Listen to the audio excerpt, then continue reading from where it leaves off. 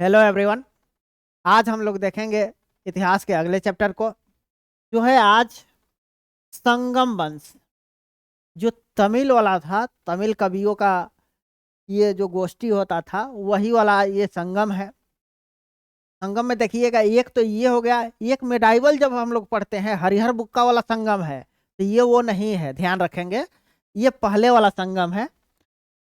इसमें देखिएगा तमिल कवियों का ये संघ होता था, इस इन्हीं का संगम होता था। जब ये क्वेश्चंस बनता है तो इसमें देखेंगे कि दे देता है कि ये तमिल का था कि तेलुगु का था कि कन्नड़ का था। ये सब ध्यान रखेंगे, एक एक लाइन इसका इंपॉर्टेंट है। इसमें मेनली जो पढ़ेंगे हम उन लोग चेर, चोल, पांड्य, ये तीनों को पढ़ेंगे। ये वीडियो बहुत इंपॉर्टेंट है। इससे जब प्रश्न आते हैं तो बहुत सारे लोग सॉल्व नहीं कर पाते हैं।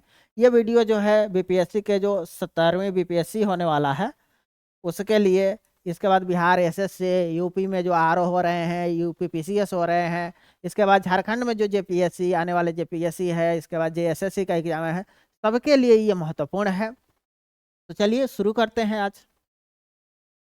देखिए, संगम युग भारत के प्रायद्वीप का दक्षिणी छोर जो कृष्णा नदी के दक्षिण में पड़ता है, 3 राज्यों में विभक्त था, चोल, चेर और पांड्य। देखेंगे ये साउथ का देखेंगे तो यहाँ पे ऐसे देखेंगे, ऐसे 3 राज्य था यहाँ। ये यहाँ पांड्य था, आगे देखेंगे इसको, यहाँ पे चोल था और यहाँ पे चेर था। तो इन्हीं के बारे में आज हम लोग पढ़ेंगे। तो वही प्रायद्वीप जो था, भारत का प्रायद्वीपीय भाग, वो 3 भागों में विभक्त था, चोल, चेर और पांड्य। अशोक के जब दूसरा शिलालेख देखेंगे, द्वितीय शिलालेख, तो उसमें क्या क्या वर्णन है, तो चोल, पांड्य, केरल पुत्र, सतीय पुत्र, इस सबका उल्लेख है, जो साम्राज्य की सीमा पर बसे थे। मतलब जो अशोक का शासन काल था, जो अशोक का साम्राज्य विस्तार था, उसी के जो सीमावर्ती इलाका था, तो वही उसी पे था चोल, पांड्य वगैरह वगैरह सभी का। संगम शब्द का अर्थ है संघ, परिषद, गोष्ठी तथा तमिल कवियों का सम्मेलन। ये ध्यान रखेंगे कि इसमें कौन कवि थे, तमिल। इन परिषदों का संगठन पांड्य राजाओं द्वारा आयोजित किया जाता था, मतलब पांड्य राजा के संरक्षण में ये सब किया जाता था। तो ये ध्यान रखेंगे कि तमिल का जो गोष्ठी होता था, संगठन संगठन होता था, इसके बाद सम्मेलन होता था, ये कौन करवाता था, तो पांड्य लोग करवाते थे, मतलब ये नीचे वाले। देखते हैं आगे। देखिए विभिन्न संगम, इसको देख रहे हैं कि विभिन्न संगम है यहाँ। इसके बाद शासकों की संख्या, अध्यक्ष कौन था, स्थल कहाँ था, ये सदस्यों की संख्या है, यहाँ पे है ये, यहाँ ये मिसप्रिंट हो गया है। तो देखिए प्रथम जो संगम हुआ था, तो अगस्त ऋषि उसके अध्यक्ष थे। अध्यक्ष कौन थे, अगस्त ऋषि। कौन करवाया था, तो अभी आप लोग देख रहे थे कि पांड्य शासकों ने इसको करवाया था। तो कहाँ हुआ था, मदुरै में। कितने लोगों ने भाग लिया था, कितने राजाओं ने, तो ये है 549 लोगों ने भाग लिया था। और शासक कितने थे जो भाग लिए थे, 89। तो ये ध्यान रखेंगे, सबसे अधिक जो लोग हैं इसी में भाग लिया था, प्रथम अगस्त ऋषि ने जो कराया था। दूसरा जो हुआ था उसका अध्यक्ष था तोलकापियर, ये तिलका नहीं है, तोलका है, तोलकापियर। ये भी किस कौन कराएगा, तो तीनों को पांडे ही कराए थे। ये कहाँ हुआ था, कपाटपुरम में। इसमें सदस्यों की संख्या 49 थी, मतलब 49। तो ये तोलकापियर तथा अगस्त ऋषि, ये दोनों थे उस टाइम, अगस्त ऋषि, ये दोनों मिलकर कराए थे, अध्यक्षता किए थे इसका। तीसरा जो था, ये देखिए नकीरर ने किया था। नकीरर कौन कराएगा, तो पांडे ही करा रहा है। कहाँ हुआ था, तो उत्तरी मदुरई में, और इसमें भी 49 लोगों ने भाग लिया था। तो ये देखिए जो पहला था मदुरई में हुआ था, दूसरा कपाटपुरम में, तीसरा उत्तरी मदुरई में। कौन कौन था, तो पहले का अध्यक्षता किया था अगस्त ऋषि ने, दूसरे का किया था तोलकापियर और अगस्त ऋषि दोनों ने मिलके, तीसरे का किया था नकीरर ने। इसको करवाया कौन था? तो पांड्य शासकों ने, ये ध्यान रखेंगे। इसके बाद हम लोग मेनली पढ़ेंगे आज चोल को, चेर को और पांड्य को। देखिए ये चोल है, यहाँ पे था दक्षिण में, जो अशोक के हम लोग साम्राज्य देख रहे थे कि इसके दक्षिण में है, तो वही देखिए दक्षिणवर्ती क्षेत्र में ये चोल इधर है, पांड्य इधर है, और यहाँ पे है आपका चेर। चेर की जो राजधानी थी देखिए मुचेरी, ये राजधानी थी। पांड्या का मदुरई और चोला का उरायूर, ये राजधानी भी दर्शाया गया है इस मैप में, इसको ध्यान से देखेंगे। इसके बाद देखिए चोल, चोल राज्य पूर्वी तमिलनाडु में पेनार और वेलार, ये दो नदियां हैं, उसी के मध्य था। चोल का जो प्रसिद्ध मतलब प्रतीक चिन्ह था बाघ था, और प्रारंभिक राजधानी उत्तरी मनलू था, बाद में फिर मदुरई हुआ था। चोलों की अन्य राजधानियां देखिए उरायूर है, तंजावुर है, पुहार है, ये सब भी राजधानी है। इलंजेत चेनी चोल राजवंश का प्रथम शासक था। ये प्रथम शासक कौन था? इलंजेत चेनी था। इसने अपनी राजधानी उरायूर में स्थापित किया। इसके बाद आप चेर को देखते हैं, तो केरल वाला जो इलाका देख रहे हैं वहीं पे चेर लोग थे। तो चेर के नाम से प्रसिद्ध ये है, चर्चित जो था आधुनिक कोंकण मालाबार का तटीय इलाका। और जो देखेंगे त्रावणकोर और कोच्चि, ये सब विस्तृत था। ये जब मैप इंडिया का देखेंगे तो यहाँ से यहाँ वाला जो पार्ट है ये काठियावाड़ कहलाता है। इसके बाद दमन से लेके यहाँ तक ये कोंकण कहलाता है। इसके बाद फिर कर्नाटक, गोवा तक वो है, कर्नाटक तक ये केनरा तट कहलाता है, और फिर यहाँ से कन्याकुमारी तक कहलाता है मालाबार। तो यही कह रहा है कि जो कोंकण मालाबार तटीय क्षेत्र है उसी में जो त्रावणकोर वाला इलाका था ये यही पे था कौन? ये अपना चेर राज्य था। चेर राजवंश का प्रतीक चिन्ह धनुष था। ये तो नाम से ही आदिवासी टाइप के लग रहे हैं, तो इनका प्रतीक चिन्ह भी वैसे ही होगा। उदयन जेराल ये जो था पहला शासक था। उदयन जेराल ने एक बड़ी पाकशाला बनाई थी, तो ये सब था। सेन गुटवन ये चेर वंश का ही था, और इसको लाल चेर कहा जाता था, इसको लाल चेर भी कहा जाता था। उसने उत्तर दिशा में चढ़ाई की और गंगा को पार किया था। गंगा को पार करने वाला चेर कौन था? लाल चेर। लाल चेर किसको कहते हैं? सेन गुटवन को। इसका यशोगान पर्नर जो है कवि ने किया था। ये कवि का नाम है पर्नर। यह कुमार की देवी उपासना से संबंधित पत्नी संप्रदाय का संस्थापक था। आता है कि पत्नी पूजा किसने आरंभ किया? यही लाल चेर था, सेन गुटवन। सेन गुटवन ने पत्नी पूजा करता था। आदिग ईमान नामक चेर शासक को दक्षिण में गन्ने की खेती प्रारंभ करने का श्रेय भी जाता है। तो किसको?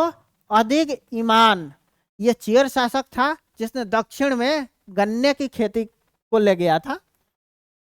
अब देखिए नेदुन जेराल आदन ने मरंदई को अपनी राजधानी बनाया। उसने इमय वरम्बन की उपाधि धारण की, जिसका अर्थ होता है हिमालय तक की सीमा वाला। मतलब इसके शासन काल में जो चेर था बहुत विस्तृत हुआ था, इसीलिए इसको एक शब्द दिया गया। अब पांड्य को देखते हैं। देखिए पांड्य राज प्रायद्वीपों के सुदूर दक्षिण और दक्षिण पूर्वी भाग में स्थित था। इसकी राजधानी कहाँ थी? मदुरई। मदुरई इसकी राजधानी थी। इसका प्रतीक चिन्ह मछली, यह कार्प है जो एक प्रकार की मछली है, तो मछली था। मेगास्थनीज जो था, इन्होंने इसके बारे में वर्णन किया है। मेगास्थनीज ने पांड्य राज का उल्लेख किया और इसको माबर नाम से पुकारता था।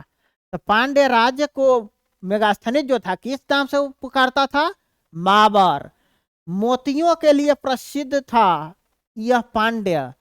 पांड्य का जो राज्य था मोतियों के लिए प्रसिद्ध था। यहाँ कहा जाता है कि यहाँ पे स्त्रियां शासन करती थी। देखिए, पांड्य शासक नेडियोन ने पहरुल्ली नामक नदी को अस्तित्व प्रदान किया तथा समुद्र पूजा प्रारंभ किया। तो अभी हम लोग देखे थे पत्नी पूजा तेर में, और इसमें समुद्र पूजा प्रारंभ करा दिया था। कौन? तो नेडियोन ने। पांड्य शासकों में सबसे विख्यात नेडुजेलियन था। उसकी प्रसिद्ध तलयंगल गानम के युद्ध में विजय के परिणाम स्वरूप हुई। उसकी प्रसिद्धि कब हुई थी? तो ये एक युद्ध हुआ था, तलैया लंगानम का युद्ध। किसके बीच हुआ था? तो यही था, नेडुजेलियन था। तो वही युद्ध करा था, और ये जब उस युद्ध में विजय हो गया तो इसी विजय के उपलक्ष्य में जो था इसकी प्रसिद्धि बढ़ी। पत्तू पातू में नेडुजेलियन के जीवन का विवरण मिलता है। तो पत्तू पातू क्या है? तो एक ग्रंथ है, इसी में इसके जीवन का विस्तृत वर्णन किया गया है। नेडुजेलियन ने रोमन सम्राट ऑगस्टस के दरबार में अपना दूत भी भेजा था। तो ये ध्यान रखेंगे कि किसने भेजा था? तो पांड्य शासक एक था। कौन? नेडुजेलियन। उन्होंने सम्राट ऑगस्टस जो था उसके शासन काल में राजदूत भेजा था उसके दरबार में। संगमकालीन कवियों जैसे देखिए नकीर और कलादनार और मांगू डिमरुदन को संरक्षण प्रदान किया था। कौन? यही नेडुजेलियन ने। तो ये ध्यान रखेंगे, ये थोड़ा अटपटा है लेकिन इससे प्रश्न बहुत बनते हैं। आगे देखिए कि इन लोगों की जो था संगम में जो वंश आ रहे हैं, चोल चेर पांड्य, इनकी प्रशासनिक व्यवस्था कैसी थी? तो संगम कालीन प्रशासन राजतंत्रात्मक एवं वंशानुगत था। मतलब बेटा का बेटा, बेटा का बेटा ही शासन करेगा। राज्य का सर्वोच्च न्यायालय, राजा की सभा, उसको कहा जाता था मनरम, यही होती थी। राज्य जो मंडलों में विभक्त था, राज्य मंडलों में, मंडल नाडु या जिला में, जिला जो नाडु था ये उर या गांव में विभाजित था।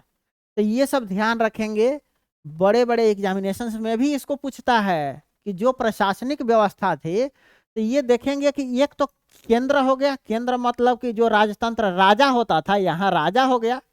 राजा का जो था वो नीचे राज्य हुआ करता था, राज्य के नीचे मंडल हुआ करता था, मंडल के नीचे नाडु या जिला कहा जाता है, नाडु में विभक्त था। नाडु जो था उर में विभक्त था, उर मतलब गांव।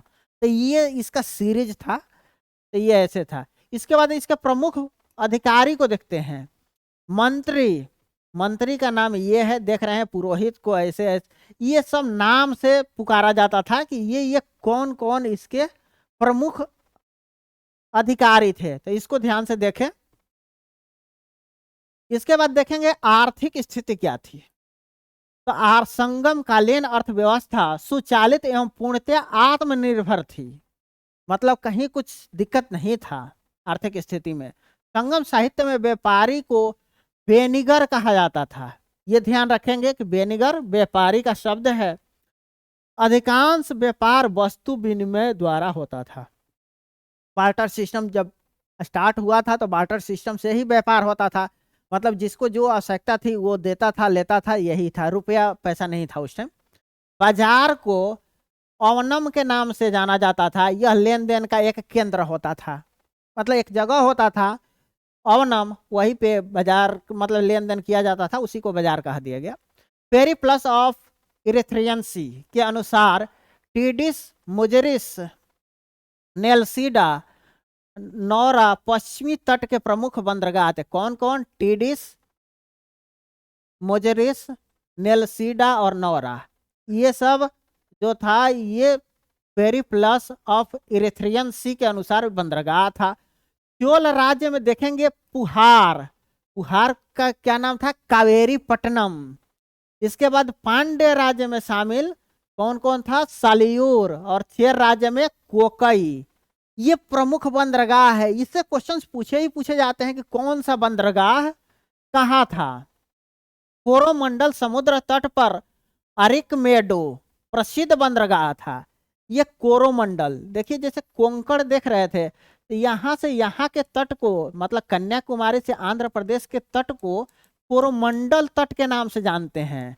तो यही कोरोमंडल तट पे कौन सा बंदरगाह था? अरिकमेडो।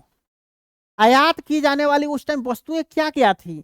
ये देखिए, सिक्के था, सोना चांदी पुखराज, ये कपड़े वगैरह, वस्त्र, सुरमा, शीशा, टीन, तांबा, मतलब ये सब शराब वराब सब आयात किया जाता था। और हम लोग निर्यात क्या करते थे उस टाइम के, जो मतलब कि साउथ के लोग थे, वो क्या निर्यात करते थे? तो काली मिर्च, मोती, हाथी दांत, रेशमी वस्त्र, नीलमणि, हीरे, मसाले, सूती वस्त्र, मतलब कि ये सब निर्यात की वस्तुएं हैं और ये सब आयात की वस्तुएं हैं। अगर कभी पूछ देता है कि क्या क्या निर्यात किया जाता है, तो उसके लिए ये इंपॉर्टेंट है। सामाजिक स्थिति कैसी थी? तो संगम युग 4 वर्णों में विभक्त था। देखिए ये वर्ण कौन था? तो शासक, ब्राह्मण, वणिक, वणिक मतलब अभी हम लोग बेनिगर को पढ़ रहे थे, व्यापारी, बेलार, बेलार कहा जाता है किसान को। तो ये शब्द पे ध्यान रखेंगे। तोल्काप्पियम में तमिल समाज के 3 वर्णों में विभाजन का उल्लेख मिलता है। विवाह को आर्यों द्वारा, ये आर्यों द्वारा एक संस्कार के रूप में स्थापित किया गया था। अस्पृश्यता एवं दास प्रथा का भी प्रचलन था। तो अब देखेंगे कि इसमें जो था सामाजिक स्थिति, जो संगम काल में था, तो छुआछूत भी था और दास प्रथा भी था।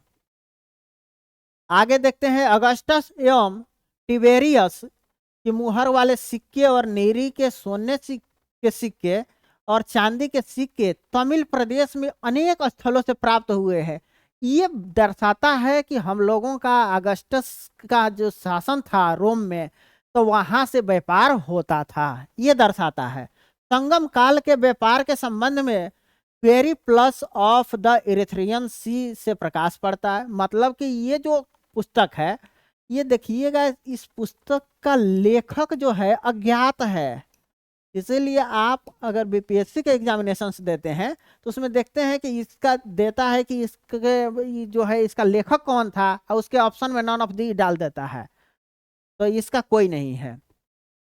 इस समय तक तमिलकम का और अब मिस्र, चीन, रोम के साथ सीधा व्यापारिक मार्ग स्थापित हो चुका था। राजस्व का मुख्य स्रोत क्या था? भू राजस्व, भूमि से जो टैक्स लगता था, जिसकी दर उपज का कितना था? 1/6, मतलब छठा भाग लेता था।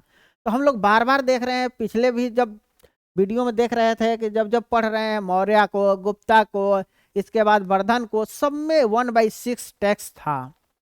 तो ये देखो, भूमि पैदाइश के लिए माँ और बेलिफ पैमाने का प्रयोग होता था भूमि पैमाइश के लिए।